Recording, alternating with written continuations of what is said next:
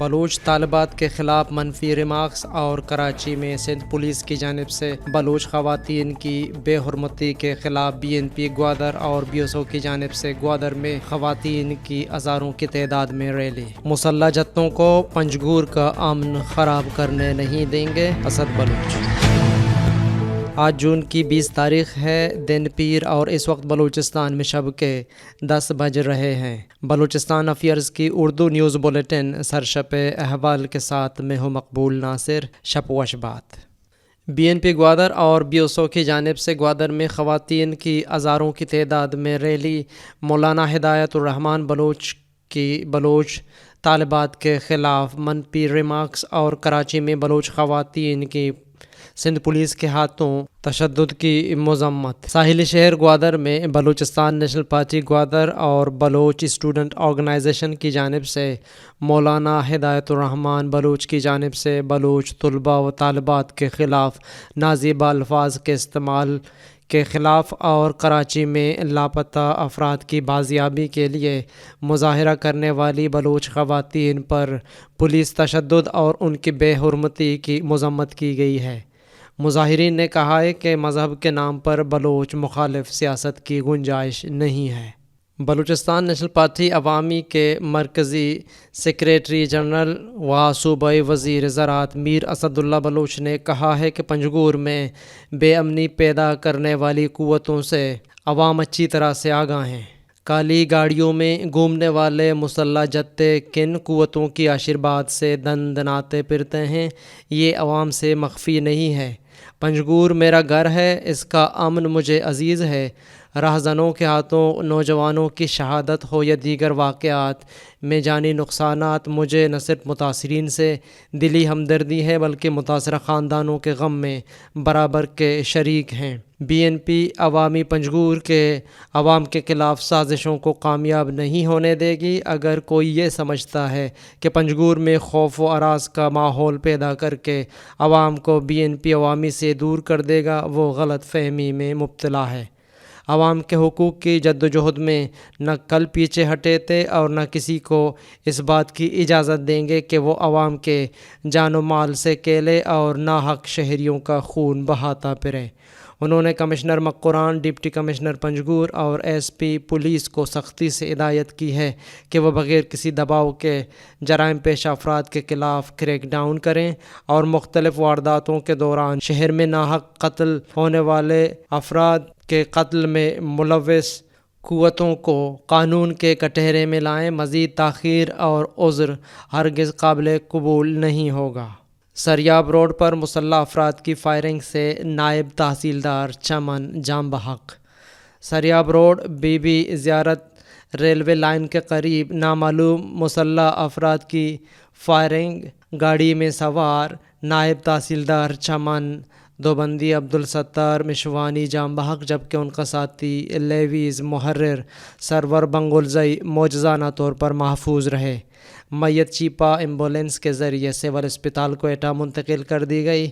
Police ذرائع کے مطابق شواہد اکٹھے کر کے واقعے کی تحقیقات کا آغاز کر دیا گیا ہے۔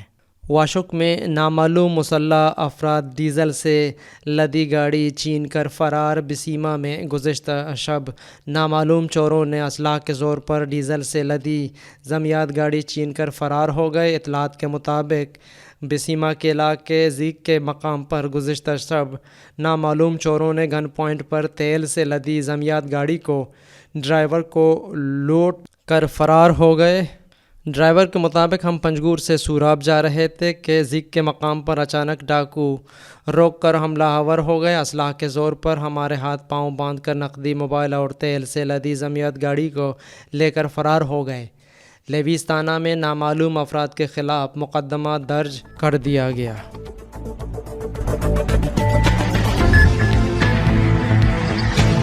عالمی اور علاقائی خبریں۔ بھارت اور بنگلہ دیش میں سیلاب سے اموات 90 سے تجاوز کر گئے، لاکھوں افراد بے گھر ہو گئے۔ بھارت اور بنگلہ دیش میں سیلاب سے ہونے والی ہلاکتوں کی تعداد 90 سے تجاوز کر گئی۔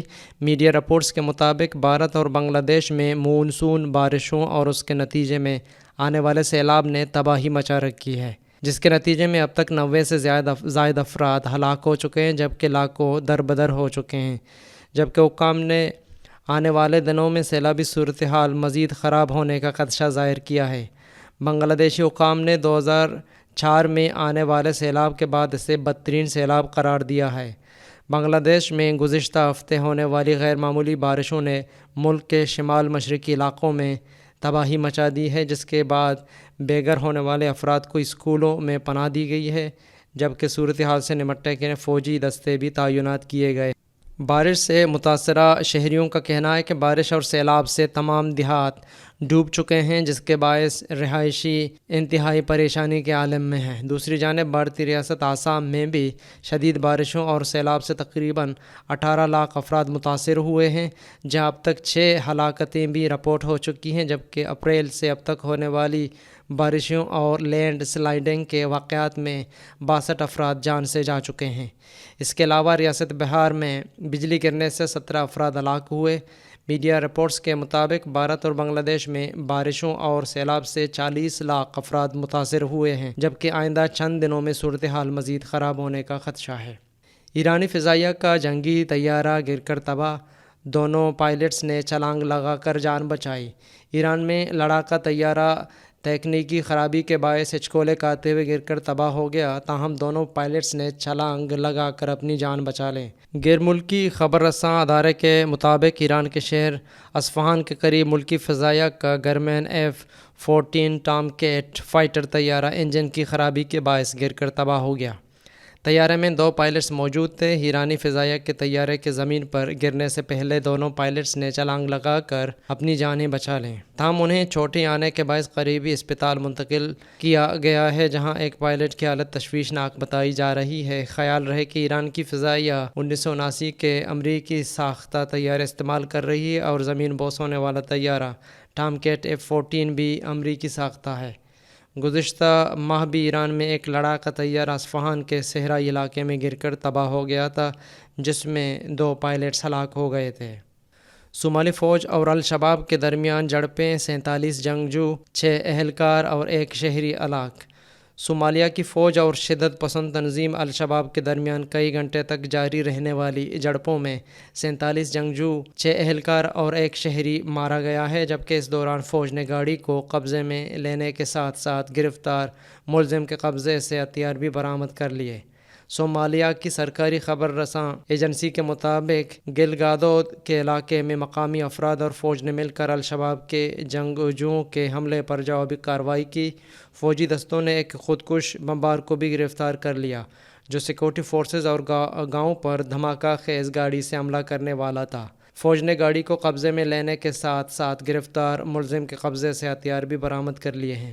فوجی اہلکاروں اور شدت پسندوں کے درمیان 2 گھنٹے تک جھڑپ جاری رہی۔ 6 اہلکار اور 1 شہری بھی لڑائی کے دوران مارے گئے، جبکہ 47 جنگجو ہلاک ہوئے۔ صومالی نیشنل آرمی کے چیف آف ڈیفنس فورسز نے کہا ہے کہ فوجی دستے علاقے سے فرار ہونے والے شدت پسندوں کی تلاش میں ہیں۔ سرکاری فورسز نے ملک کے وسطی اور جنوبی علاقوں میں سیکورٹی آپریشنز کی شدت میں اضافے کا عزم کیا ہے۔ صومالی فوج نے الشباب گروہ کے قبضے سے پہلے ہی کئی علاقے آزاد کروا لیے ہیں، لیکن تنظیم اب بھی ملک میں بڑے پیمانے پر حملوں کی صلاحیت رکھتی ہے۔ حوثی ملیشیا نے جنگ کے لیے 10 سال کے بچے بھرتی کر لیے۔ یمن کے وزیر اطلاعات معمر الاریانی نے 10 سال سے کم عمر بچوں کو لالچ دینے، بھرتی کرنے اور تربیت دینے کے لیے ایرانی حمایت یافتہ حوثی ملیشیا کے قائم کیے گئے کیمپوں کے مناظر سوشل میڈیا پر جاری کر دیے۔ میڈیا رپورٹس میں یمنی وزیر اطلاعات نے اپنے ٹویٹر پیج پر ٹویٹس میں اس بات کی تصدیق کی کہ حوثی ملیشیا اقوام متحدہ کی جنگ بندی کے تحت مختلف جنگی محاذوں میں اپنی شمولیت کی تیاری کے لیے بچوں کو سمر سینٹرز کے نام سے بھرتی کرنے کا سلسلہ جاری رکھے ہوئے ہے۔ ان کا کہنا تھا کہ حوثی ملیشیا جنگ بندی کے موقع سے ناجائز فائدہ اٹھا کر نہ صرف جنگی تیاریاں کر رہی ہے، بلکہ وہ یمنی بچوں کو بھی جنگ کا ایندھن بنانے کے لیے سرگرم ہے۔ یمنی وزیر اطلاعات نے عالمی برادری، اقوام متحدہ اور امریکی سفیروں سے مطالبہ کیا کہ وہ حوثی ملیشیا کی جانب سے بچوں کی بھرتی میں اضافے پر واضح موقف اختیار کریں، اسے فوری طور پر روکنے کے لیے حقیقی دباؤ ڈالیں اور ذمہ داروں کے خلاف قانونی کارروائی کریں۔ بچوں کو جنگ میں بھرتی کرنے والے حوثی لیڈروں کے خلاف مقدمہ چلائے جائیں۔